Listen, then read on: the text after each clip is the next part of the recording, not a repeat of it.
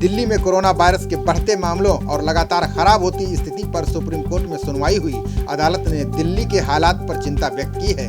Supreme court ने राज्य सरकार से पूछा है कि दिल्ली में टेस्टिंग कम क्यों हो गई है। साथ ही अस्पतालों में शवों के रखरखाव को लेकर अदालत ने सरकार को फटकार लगाई है। अदालत ने कहा कि दिल्ली में जिस तरह से शवों का रखरखाव किया जा रहा है वो काफी दुख देने वाला है।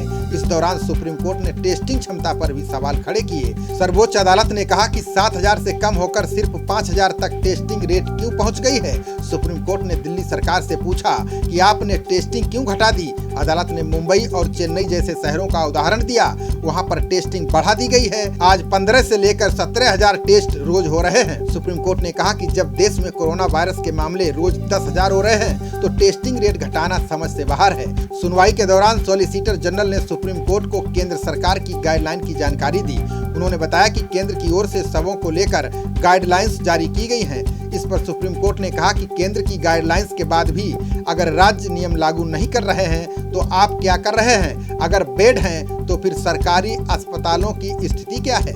इस मामले में अब सुप्रीम कोर्ट ने दिल्ली, महाराष्ट्र, तमिलनाडु और बंगाल को नोटिस जारी किया है, जिसमें सरकारी अस्पतालों की स्थिति को लेकर सवाल उठाए गए हैं। इसके अलावा कई सरकारी अस्पतालों के डायरेक्टरों को भी नोटिस जारी किया गया है।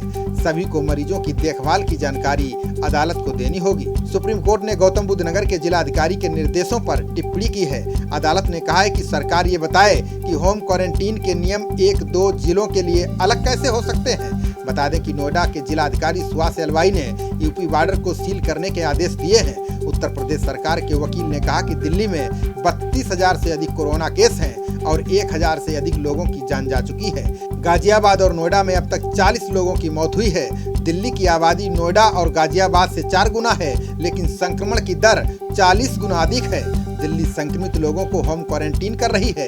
इस पर सुप्रीम कोर्ट ने पूछा कि क्या यूपी सरकार संक्रमितों को इंस्टीट्यूशनल क्वारंटीन कर रही है। अगर मरीज असिम्प्टोमेटिक है तो क्या उसे भी इंस्टीट्यूशनल क्वारंटीन किया जा रहा है या उन्हें होम क्वारंटीन किया जा रहा है। इस पर यूपी सरकार के वकील ने कहा कि हम केंद्रीय गाइडलाइन का पालन कर रहे हैं। सुप्रीम कोर्ट ने कहा कि कृपया जांच करें और हमें पूरी जानकारी बताएं। विवाद नहीं होना चाहिए, नंबर बढ़ते जा रहे हैं। अगर आप नोएडा या गाजियाबाद में असिम्प्टोमेटिक मरीजों को इंस्टीट्यूशनल क्वारंटीन करते हैं और अन्य लोग ऐसा नहीं कर रहे हैं तो इससे 15 दिन तक अराजकता हो सकती है। फिलहाल मामले की असली सुनवाई बुधवार को होनी बाकी है। खबरों का सिलसिला जारी रहेगा। देखते रहिए जनप्रवाद। नमस्कार।